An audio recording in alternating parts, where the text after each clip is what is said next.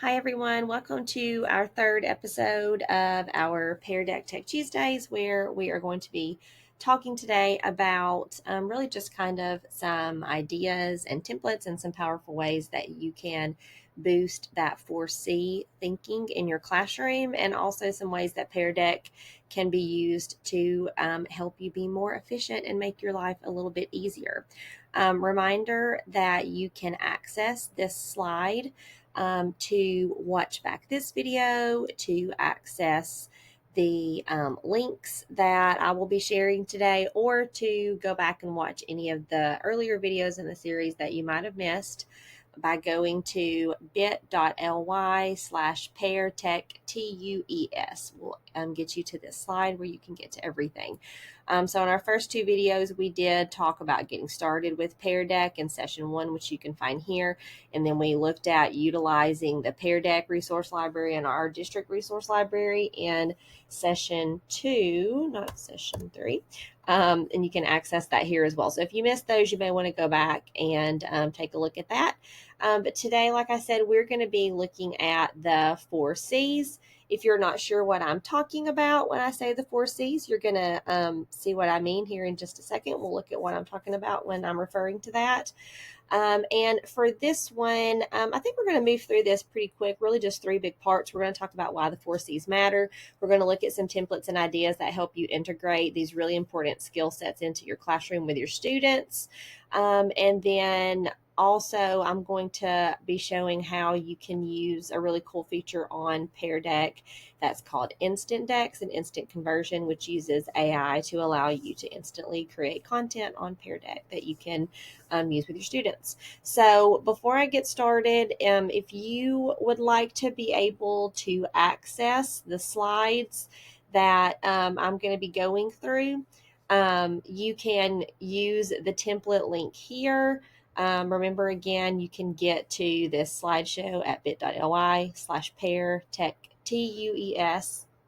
And then you can use this template to just kind of access the teacher version so that you'll have these slides you can customize and use any of the templates with your students however you would like. Or if you click this link here, I have it set up where you can actually participate with some of the interactive questions on the slides as if you were a student.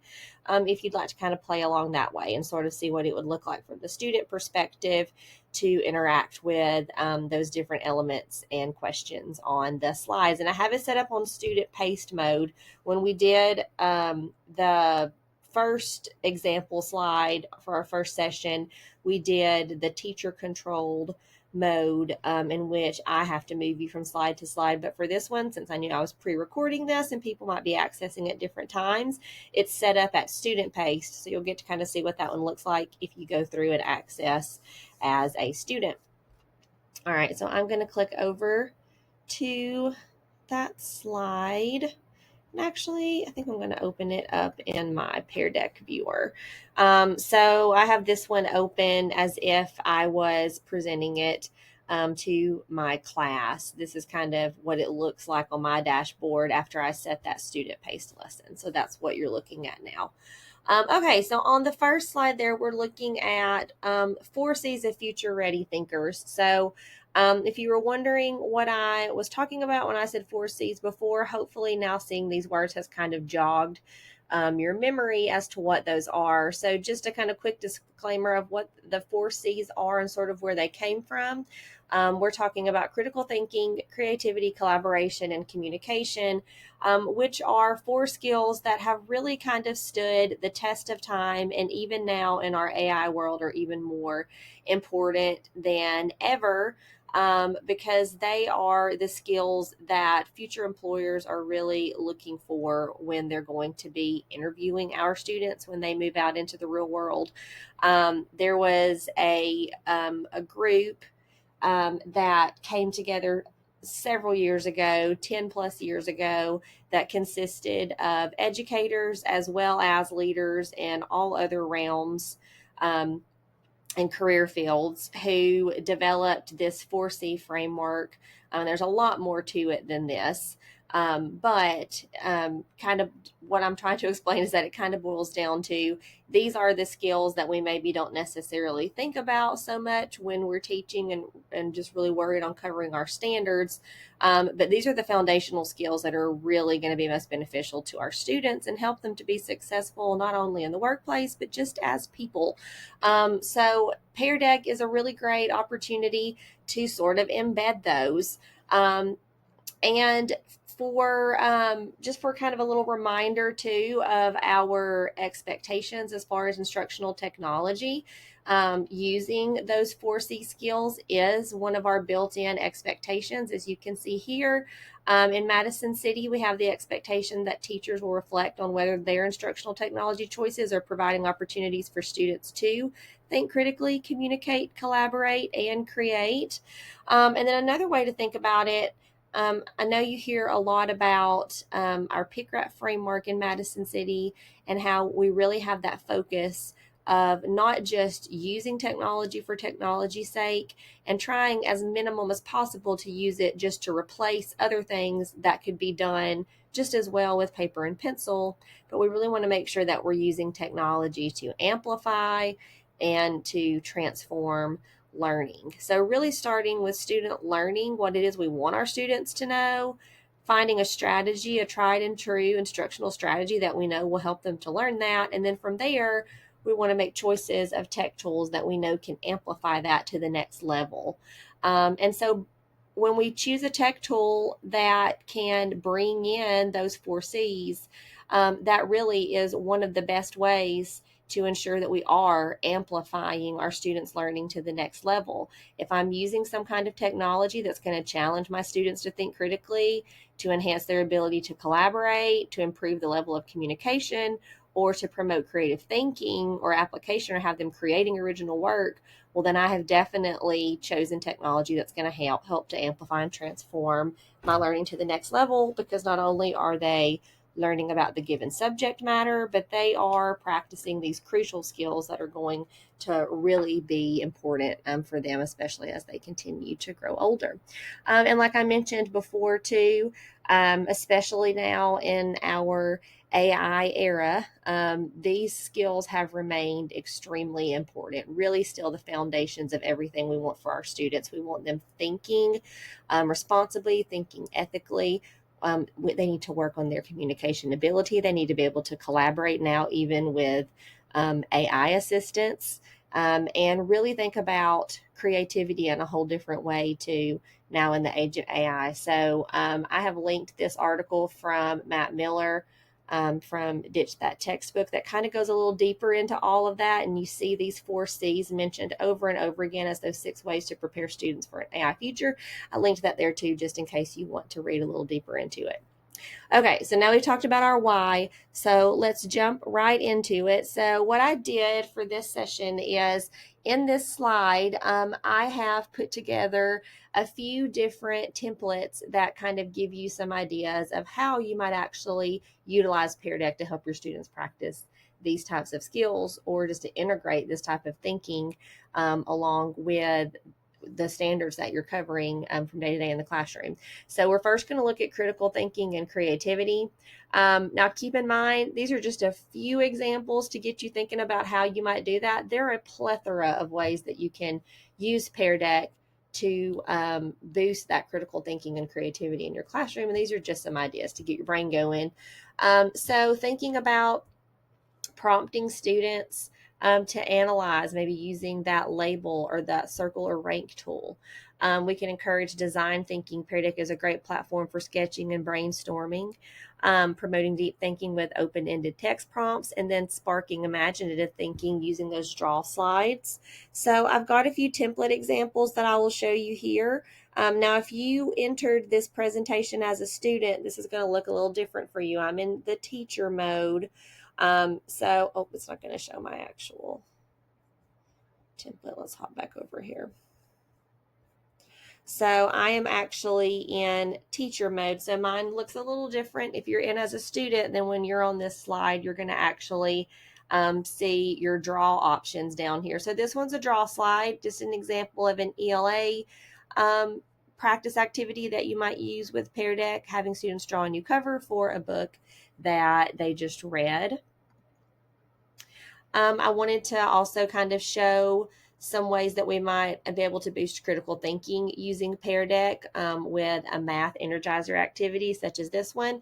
So thinking about which number is closest to 50. So this one, I created it as an option slide so that it's like a multiple choice slide for them to choose. But you also could have this one as a text slide and have students explaining their reasoning along with choosing. Kind of depends on how you would want to do it. What's cool about doing problems like this through Pear Deck is your students' responses are completely anonymous. So no one has to be nervous about the number that they pick, because when you pull up those responses, it's just going to show the tally of how many people picked whichever given number.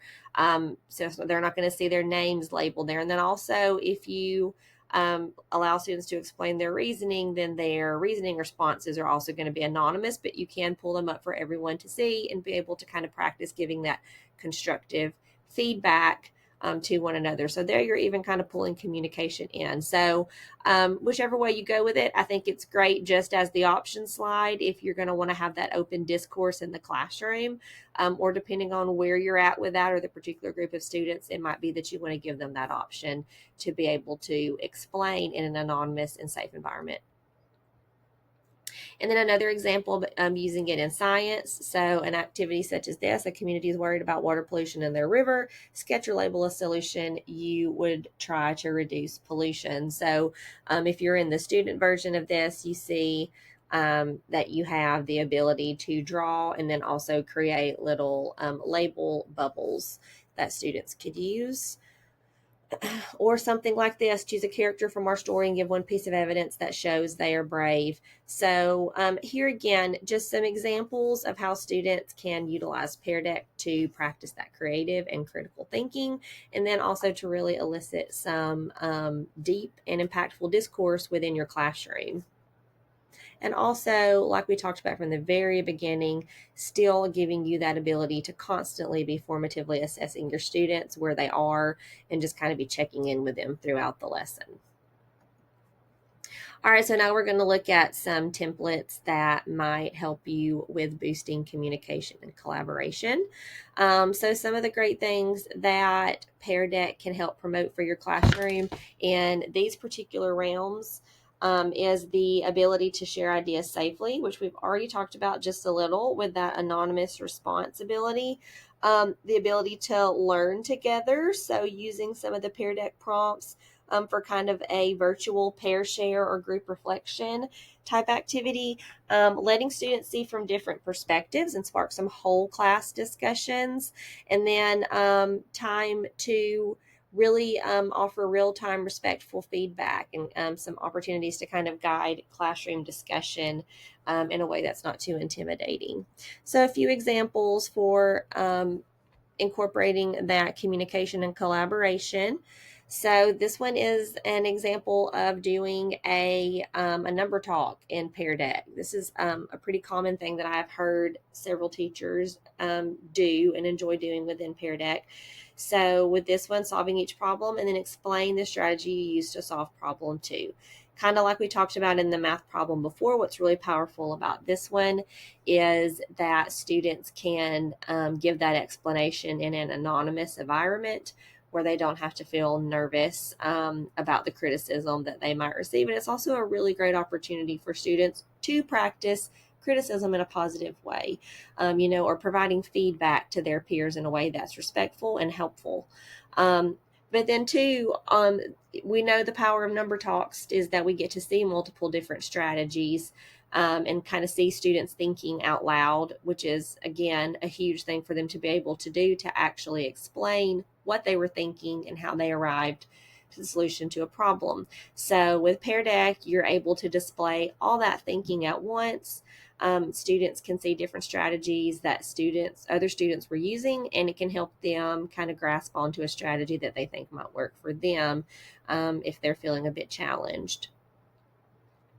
Okay, this one is the draggable option. So thinking about activities kind of like this, drag your dot to where you are on your learning journey with what we worked on today. So there's a multitude of different ways that you could use this one, but I definitely do like the idea of that draggable option, definitely almost as an exit ticket type of activity that helps you get kind of a temperature check for how your students are feeling academically. It could even just be how they're feeling emotionally, just so you can kind of check in on your students from day to day. But then there's lots of other ways that you could do it too, just within the actual content that you're working on, as far as just kind of using it to select the answer that they prefer or that they think is most correct. All right. And then this one is another example of a draggable activity that you can do. So with this one, they're being asked to drag ideas into the order that you think would have the biggest impact on saving energy, with one being the highest impact idea. Be prepared to share your reasoning.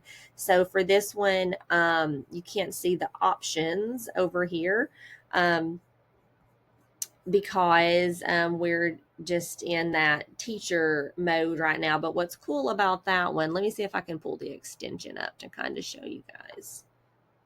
Well, here you can kind of see when I opened up my Pear Deck extension. Now you can see down here that these are the draggables: turn off the lights, unplug chargers, power down computer, adjust thermostat. So in that student mode, if you're logged in there, you should see those four. So kind of what I wanted to get across with that one is when you do add a draggable um, to a slide, I went in and clicked draggable, so I'm back in this interactive for this particular slide. So far we've kind of only looked at adding one, but you can add multiple. So that gives you an option to incorporate activities like this that can motivate a lot of great discussion, or just kind of help you check in with where students are at as far as their understanding of something by maybe matching or ranking things in order when you use those multiple draggables on the slide. All right, and then here's the last example. Read the three openings below and circle the one you think would make the best hook. Then use a test bubble to give a suggestion to improve one of the others. So this one is a draw slide. So they'd be able to use that draw tool to circle the one they think is best. And then they can create and this says test, it should be text, a text bubble to give a suggestion to improve one of those other hook sentences. So practicing a little bit of descriptive writing with this one. All right, and that's the end of our template slide. So hopefully kind of walking through those hopefully sparked a few ideas for how you might incorporate some templates like this. You're welcome to take this and copy and paste any of these slides into slides that you already have created that you think might work well with these, and then customize them however you want. Or maybe it sparks some ideas of other ways that you might want to use Pear Deck to integrate that 4C thinking into your classroom. All right, so the last things that we wanted to look at, I'm going to head back over to the Pear Deck dashboard. So I'm just at peardeck.com. Remember, when you go to peardeck.com, you have to sign in with your Google account, and then that's going to bring you right here to the launch pad. And the last couple things I wanted to talk to you guys about was those AI features within Pear Deck.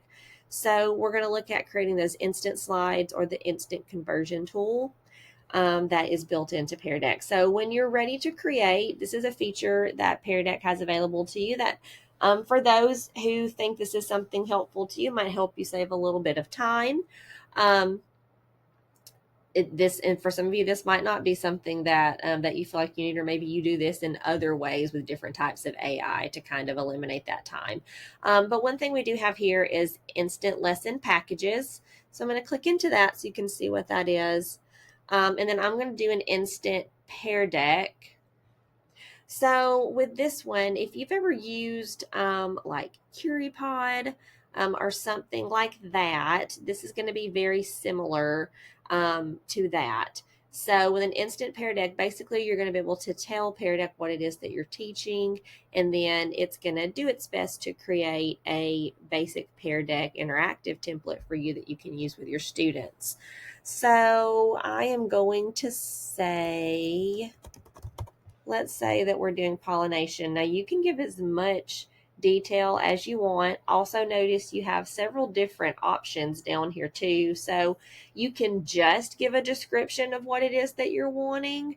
Or down here you can attach actual documents that are kind of supporting resources to help Pear Deck understand the content that you're going to be using with your students. So if you had a passage or a handout or any resource that you're using for that lesson or a lesson plan, you could attach that to help give some ideas. Or if there is a website that you particularly like that goes along with this that you want it to pull from. I opened up the Smithsonian website on pollination earlier, so we're going to copy that one in. Just copy that URL in to give it a little more something to go off of. And I can also select my standards. So very similar to when we were searching for Pear Decks in our last session. Let's see. So let's do it this way. So Alabama Science, grade 2. Oh, here we go. How animals disperse seeds or pollinate plants. All right, so let's do that one.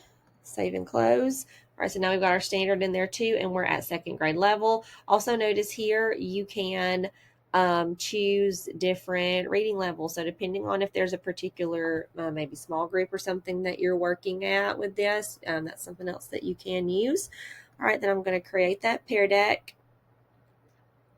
All right, so sometimes it takes a little while, but then eventually it's going to create this lesson package for you. So we can click over here to open. And then you can kind of see what it is that they put together. Got our lesson objectives. Looks like we've got some info there.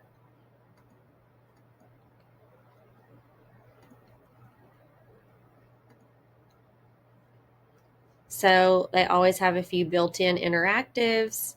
So not anything just earth-shattering. It's just kind of a good template that you can use if you're needing something like that for a particular lesson that you're doing. And then when you open that up in your Google Drive, you can customize and change, add pictures, change out the interactives however you want. So that's your instant Pear Decks. Or then another option, and this one's still in beta mode, notice, so that means that they're still kind of working through some kinks on this one. But another thing that you can do is convert a document. So that one's basically what it sounds like. If you have a document like a worksheet or something that you would like to make a Pear Deck interactive, then you can use this to do that. With that too, keep in mind that some pros of that is that Pear Deck will grade for you. You can choose the correct answer. So you can set Pear Deck to be self-grading. And then also with Pear Deck, you can really kind of make what would be a boring handout or worksheet a little more interesting. It's going to be a little bit engaging itself in the first place, but then also you can kind of use it whole group to encourage some discourse so that we're not all just sitting writing on paper together. All right, so we're going to upload our file. I chose a performance task from Big Ideas to model this one. The thing is, you can only do one document at a time. So if you're needing multiple pages, you'll have to merge that all into one PDF document. And then you convert. Might take a little while for this too. All right, so we have our understanding decimals Pear Deck. Let's take a look at it. And kind of similar to the instant decks, it's going to take pretty much exactly what's in that document and just transform it into a Pear Deck for you. So you can play with it, add the interactives however you would like, and then change it up however you want. But it's just a great way to take anything that you already have in document form and turn it into a digital interactive. All right, guys, so that is it for our session 3. Hopefully you got some inspiration to start using Pear Deck to incorporate the 4Cs more within your instruction and with student learning. And then also a better understanding of how you can use Pear Deck to help you kind of instantly create some content that might help save you some time. All right, thanks for joining us.